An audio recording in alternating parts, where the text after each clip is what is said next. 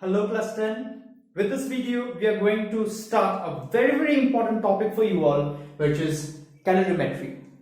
Now speaking about calorimetry is a science or the study of heat, or rather it is the study of heat transfer with regard to change of states happening. So whenever there is change of state happening, there is heat transfer. Either heat is gained by the body or heat is given out by the body. So the study of that is what is called calorimetry. Alright, so basically in this particular topic we are going to talk about heat and heat transfer. So therefore, let us define what heat is. Heat, as we all know, of course, is a form of energy. Alright, and heat, that is the energy heat, arises due to the internal kinetic and potential energy possessed by molecules making up a body. Now we all know whichever body we have, alright, okay, whatever kind of a body it be, every body is made up of atoms and molecules, and we've also studied that atoms and molecules are constantly and in fact randomly moving. Okay, so the internal movement of the body, because of this internal movement of the body, what happens is the body, or rather because of the internal movement of the molecules, what happens is these molecules, they possess kinetic energy.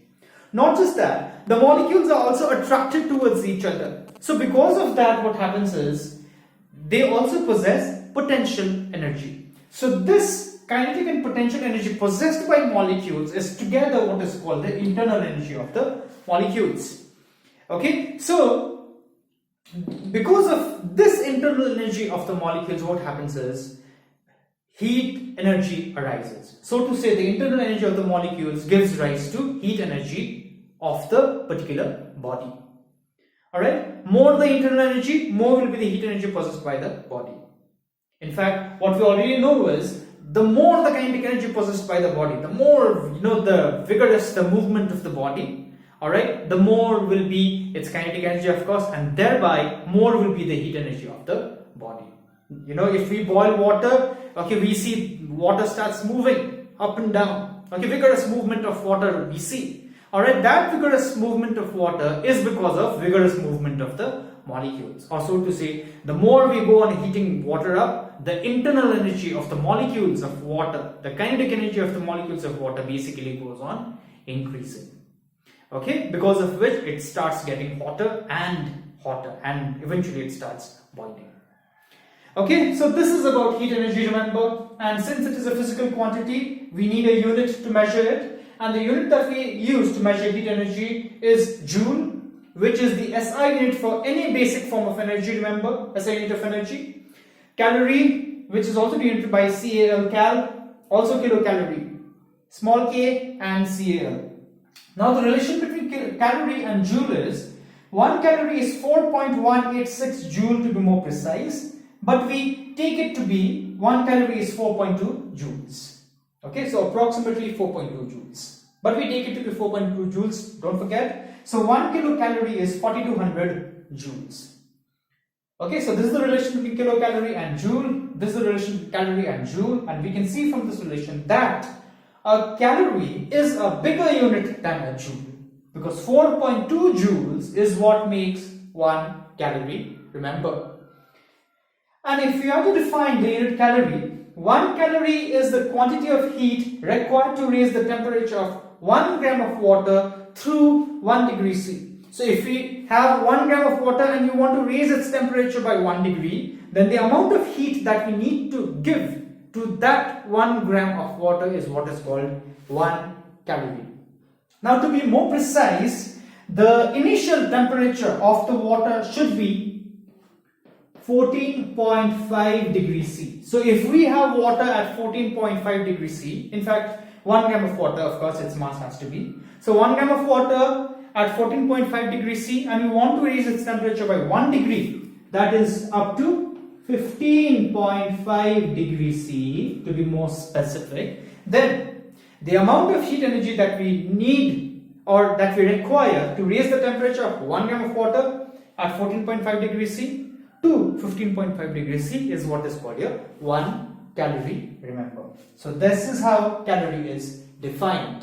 The other term that we frequently come across when speaking about or talking about heat is of course temperature. Now temperature is of course the degree of hotness or coolness of a body. So to say, temperature tells us how hot or how cold the body is without we or us touching the body itself. If we know their temperatures, of course, if I say one body is at 100 degrees C, one is at 0 degrees C, okay, then we know just by hearing, just by listening to the temperature, then we know which is a hot body, which is a cold body without we actually going and touching them. Alright, so therefore it is defined as the degree of hotness or coldness of a body. It tells us how cold or how hot a particular body is. Not just that, it also therefore determines the direction of flow of heat, because we know heat always flows from a hotter body to a colder body.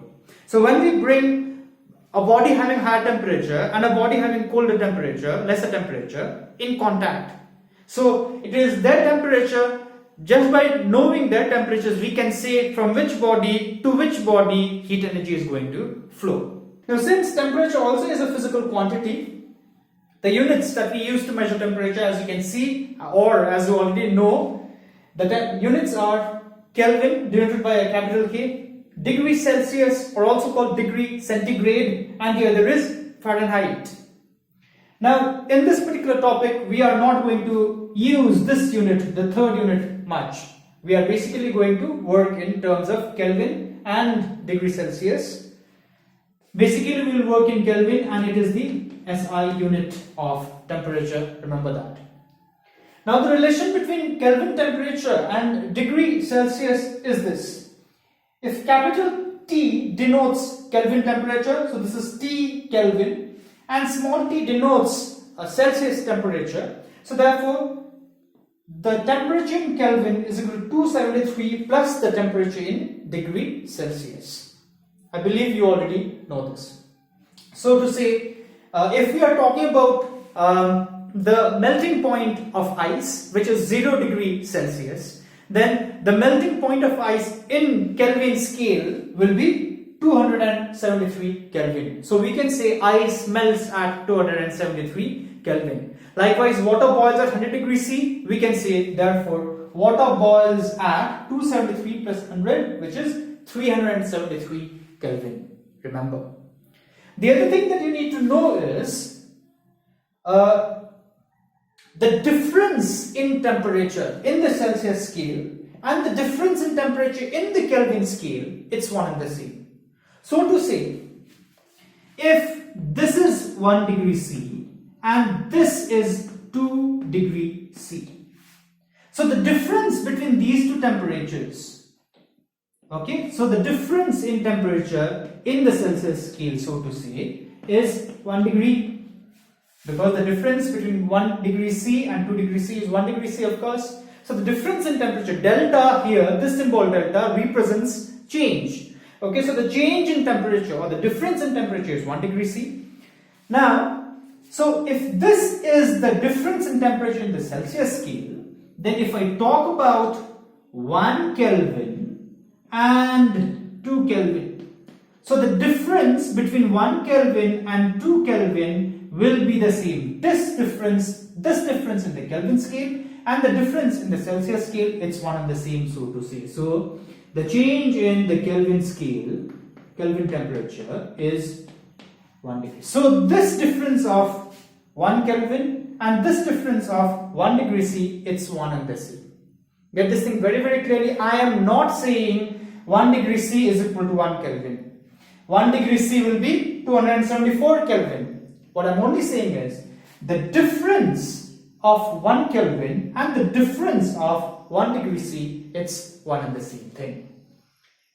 Okay, so this is about temperature.